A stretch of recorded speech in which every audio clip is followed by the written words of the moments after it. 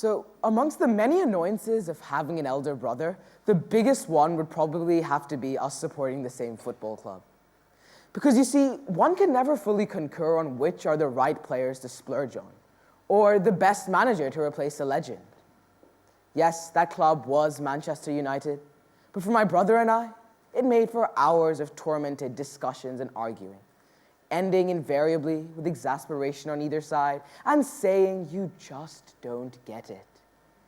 But you see, I was actually getting it all, most of it at least, because it was Mr. Evershed's room, C41, that held the key to that getting it. I had for years watched Madhav, my brother, and his friends debate motions as obscure as propagating consensual cannibalism or supporting child labor in developing countries. I'd watched how meticulously this group of avid debaters analyzed the other team's case as much as they did their own when they prepared for tournaments. So I was getting it all at the time itself, that it was all about listening and understanding the other side. That was key to successful debating and arguing, or pretty much many things in my life. The winter holidays were marked by a particular film that I managed to watch, and as I broke away from the stressful and strenuous life of a 14-year-old, I sat down and geared myself for the 3-hour epic, The Hobbit.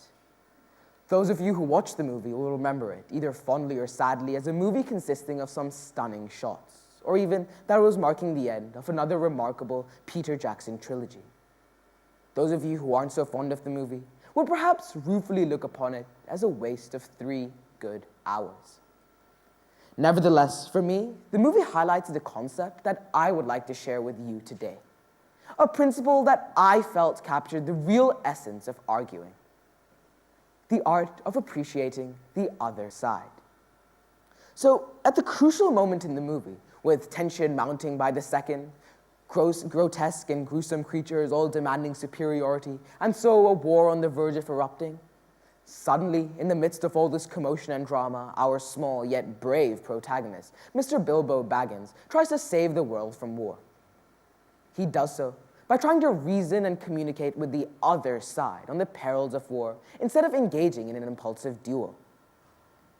It was here when it dawned upon me that if it wasn't for negotiation, communication, and argumentation through platforms, forums, and organizations, that society may not have become as interconnected, globalized, or evolved, or become what it is today. In a world riddled with violence and intolerance, the posturing, snarling, and ridicule of the other side has, in my opinion, been at the heart of thousands of losing their lives in the modern day.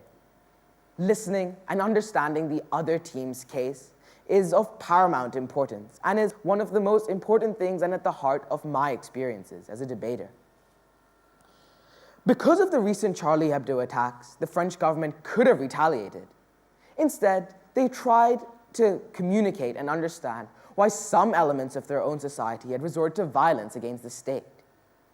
They saw that such people were feeling alienated or disconnected from society, and so tried to seek dialogue with the other side.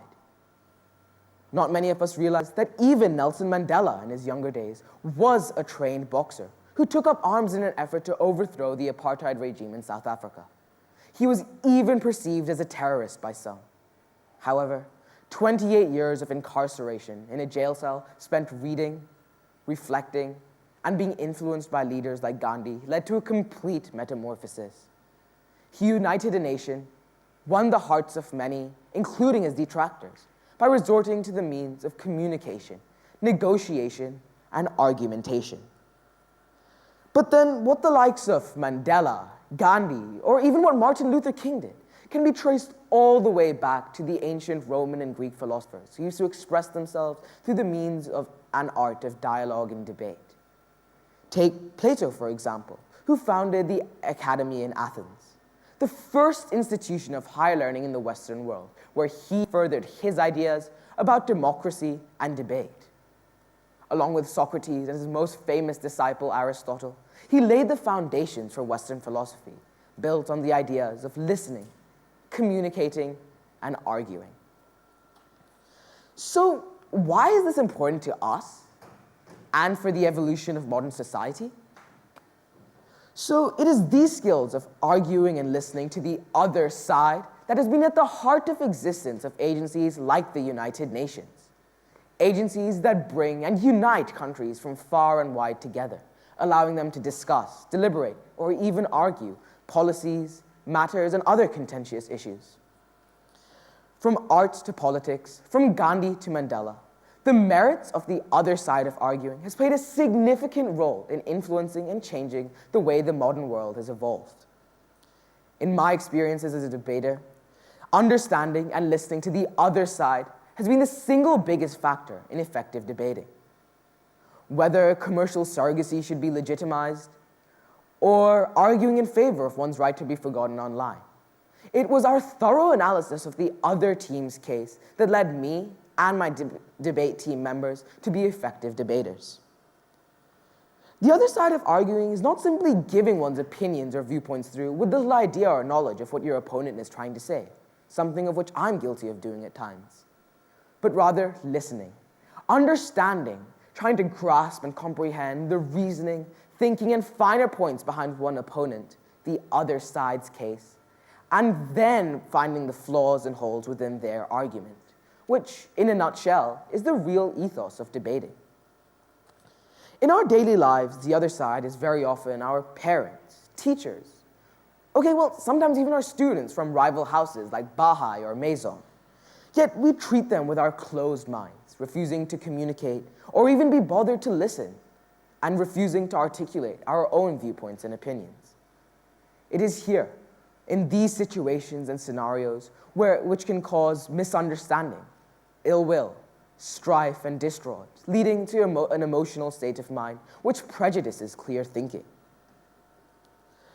This is where debating can foster a variety of traits and aspects, like thinking, listening, and effective arguing.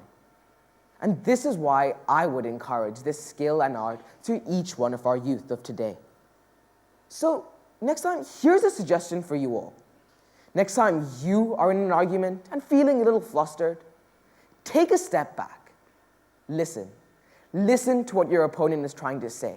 Reflect, and based on your new understanding, put forth your new case. If you're able to keep your cool and still be able to think and listen logically, as Kipling's famous line said, if you can keep your head when all about you are losing theirs and blaming it on you, then surely, my friends, you have mastered the other side of arguing. Thank you.